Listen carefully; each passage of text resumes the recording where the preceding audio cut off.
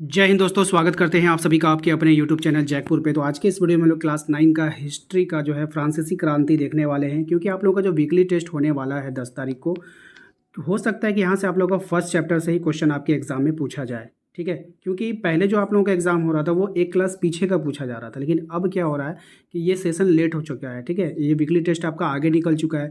तो अब देखा जा रहा है कि जो JCRT जो क्वेश्चन पूछता है वो पहला चैप्टर से ही स्टार्ट करेगा। तो हो सकता है कि आप लोग का इस बार जो है पहला चैप्टर फ्रांसीसी क्रांति से आए क्वेश्चन, तो आप लोग इसको फटाफट रिवीजन कर लो। काफ़ी इंपॉर्टेंट वीडियो होगा, शुरू से लेकर अंत तक बने रहिएगा। और यदि आप हमारे चैनल पर पहली बार विजिट करो तो चैनल को सब्सक्राइब कर लीजिएगा। आज के इस वीडियो में हम आपसे 50 सवाल पूछेंगे और 50 में आपका कितना नंबर आता है हमें प्लीज़ कमेंट करके जरूर बताइएगा। तो वीडियो काफ़ी इंपॉर्टेंट है। ठीक है, और चैनल को तो सब्सक्राइब कर लीजिएगा फाइनल एग्जाम की अच्छी प्रकार से तैयारी करने के लिए।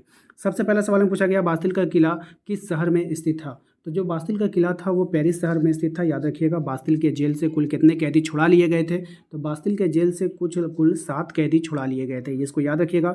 फ्रांसीसी क्रांति के समय किस राजवंश का शासन था? तो फ्रांसीसी क्रांति के समय जो शासन था वो बुर्बो राजवंश का शासन था, इसको याद रखिएगा। अगला सवाल है हमारा, फ्रांसीसी क्रांति के समय फ्रांस का राजा कौन था? तो फ्रांसीसी क्रांति के समय जो फ्रांस का राजा था, ठीक है, वो था आपका लुई 16वां। फ्रांसीसी क्रांति के समय फ्रांस का राजा लुई 16वां।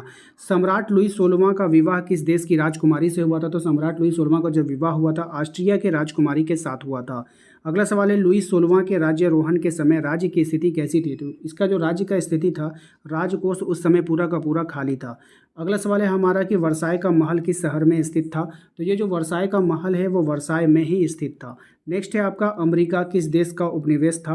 तो ये जो अमेरिका था ना वो इंग्लैंड का उपनिवेश था, इसको याद रखिएगा। अगला सवाल है हमारा, लिब्रे किस देश की मुद्रा थी? तो ये जो लिब्रे थी, लिब्रे जो है हमारा फ्रांस की मुद्रा थी, याद रखिएगा। 18वीं सदी में फ्रांस के समाज कितने स्टेट्स में बटा हुआ था? तो 18वीं सदी में जो फ्रांस था वो 3 स्टेट्स में बटा हुआ था, याद रखिएगा। अगला सवाल है हमारा, फ्रांसीसी समाज के कौन से लोग कर अदा करते थे? तो जो फ्रांसीसी समाज में जो कर अदा करते थे वो तीसरे स्टेट के लोग जो हुआ करते थे वो कर अदा करते थे। नेक्स्ट है आपका, 18वीं सदी में फ्रांस कितने प्रतिशत लोग किसान थे? तो 18वीं सदी में जो फ्रांस के कितने प्रतिशत, 90% लोग क्या थे? किसान थे। अगला सवाल है क्वेश्चन नंबर 13, इनमें से कौन तृतीय स्टेट में शामिल नहीं था? तो तृतीय स्टेट में जो शामिल नहीं था जो पादरी वर्ग था। ठीक है, अगला सवाल है क्वेश्चन नंबर 14 में कहा जा रहा है, निम्नलिखित में से किस वर्ग को कुछ विशेषाधिकार जन्म से प्राप्त थे? तो कौन सा ऐसा वर्ग था जिसको जन्म से अधिकार प्राप्त था? तो ए यानी कि प्रथम स्टेट्स, बी यानी कि द्वितीय स्टेट, यानी ए और बी दोनों, ऑप्शन नंबर सी हो जाएगा इसका राइट आंसर। टाइद यानी कि धार्मिक कर को किसानों से वसूलने का अधिकार किसे था? कौन इसको वसूल कर सकता था? तो प्रथम स्टेट्स के लोग जो इसको वसूल किया करते थे। चलिए अगले सवाल पे आते हैं। क्वेश्चन नंबर 16 में कहा जा रहा है कि फ्रांस की मुद्रा लिब्रे कब समाप्त कर दिया गया था? तो फ्रांस की मुद्रा लिब्रे को समाप्त किया गया 1794 में, इसको याद रखिएगा। नेक्स्ट देखिए क्वेश्चन नंबर 17 में आपसे कहा जा रहा है कि चर्च द्वारा वसूल किया जाने वाला टाइथ कर कृषि की उपज का कितना हिस्सा लिया जाता था? तो ये जो लिया जाता था 1/10 हिस्सा लिया जाता था। टाइथ कर किसे अदा किया जाता था आपको बताना है। तो जो टाइथ कर था वो सीधे राज्य को अदा किया जाता था। नेक्स्ट सवाल है हमारा, एक अनाम चित्र में कुलीन व्यक्ति को मकड़ा से तुलना किया गया है, जबकि किसान की तुलना किससे की गई है? तो ये किया गया है मक्खी से किया गया है। ठीक है, याद रखिएगा।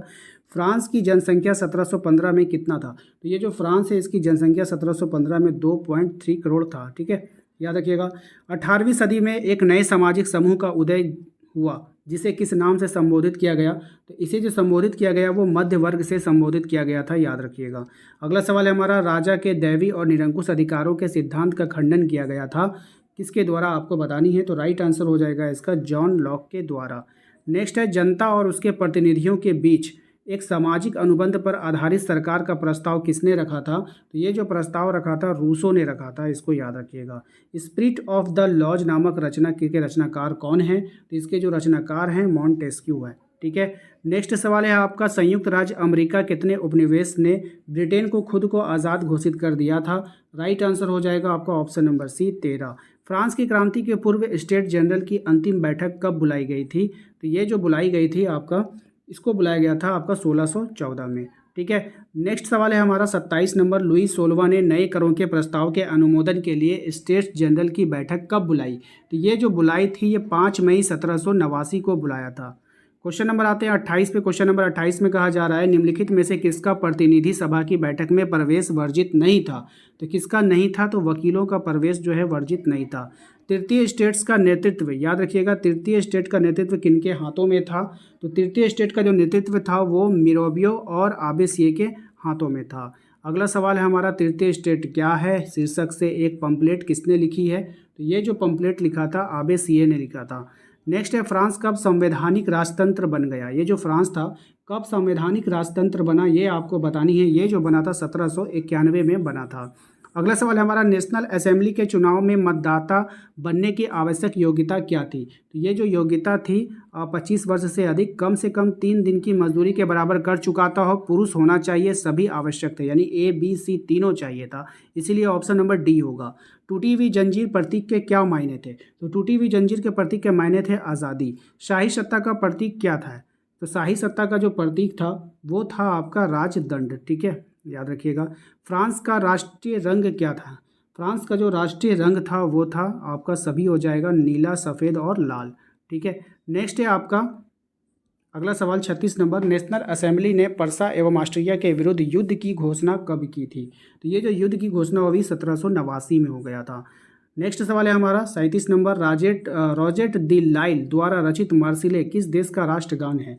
ये काफ़ी अच्छा सवाल है, एग्जाम में पूछा जाता है, तो फ्रांस का राष्ट्रगान है, याद रखिएगा। जैकोबिन क्लब के सदस्य कौन थे, तो जैकोबिन क्लब का जो सदस्य था वो सभी थे, छोटे दुकानदार, कारीगर और दिहाड़ी मजदूर, ठीक है, ये सभी थे, याद रखिएगा। चलिए अगले सवाल पे आते हैं 39 पे। कहा जा रहा है कि किस वर्ग ने गोदी कामगारों की तरह धारीदार लंबी पतलून पहनने का निर्णय किया था। तो ये राइट आंसर हो जाएगा जैकोबिन ने। नेक्स्ट हो जाएगा हमारा क्वेश्चन नंबर 40, फ्रांस में ब्रीचेस यानी कि घुटना कौन पहनते थे। तो ये जो पहनते थे ये कुलीन वर्ग के लोग पहनते थे। कॉन्वेंट क्या था, आपको बताना है कॉन्वेंट क्या था। तो ये जो था धार्मिक जीवन को समर्पित समूह की इमारत को कॉन्वेंट कहा जाता था। 100 कुलोत से आप क्या समझते हैं, तो 100 कुलोत से समझते हैं कि जैकोबिन को 100 कुलोत के नाम से जाना जाता था। इसका शाब्दिक अर्थ होता था बिना घुटने वाले। 100 कुलोत पुरुष लाल रंग की टोपी पहनते थे, इनमें से सभी, यानी ऑप्शन नंबर डी इसका राइट आंसर होगा। लुई 16वां को किस आरोप में 21 जनवरी 1793 को फांसी दे दी गई थी। तो किस आरोप में दिया गया था ये आपको बतानी है, तो राइट आंसर ऑप्शन सी, देशद्रोह के आरोप में। क्वेश्चन नंबर 44 में, फ्रांस की इतिहास में किस कालखंड को आतंक का युद्ध के नाम से जाना जाता है। तो राइट आंसर हो जाएगा 1793 से 1794, ऑप्शन नंबर बी, ठीक है। नेक्स्ट है गिलोटिन, ठीक है, गिलोटिन क्या था।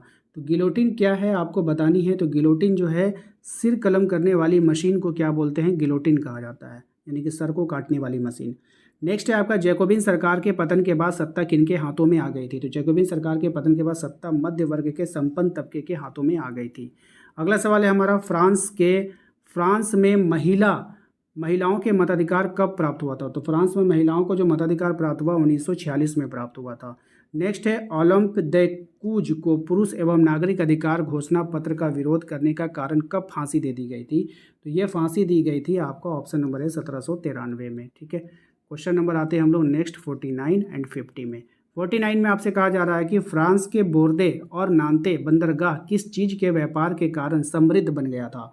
तो ये जो समृद्ध बना ये दासों के, जिसके कारण दासों का वहाँ व्यापार हुआ करता था। नेक्स्ट आते हैं हम लोग दास व्यापार कब आरंभ हुआ था, मोस्ट इंपॉर्टेंट सवाल है। तो दास व्यापार का आरंभ जो हुआ वो हुआ 17वीं शताब्दी में। तो टोटल आपसे 50 सवाल पूछे, 50 में आपने कितना सही किया हमें कमेंट कर जरूर बताइएगा। चैनल पे पहली बार आए तो सब्सक्राइब कर लीजिए ताकि आपके फाइनल एग्ज़ाम की तैयारी जो है वो अच्छे से हो पाए। मिलते हैं अगले वीडियो में, थैंक यू।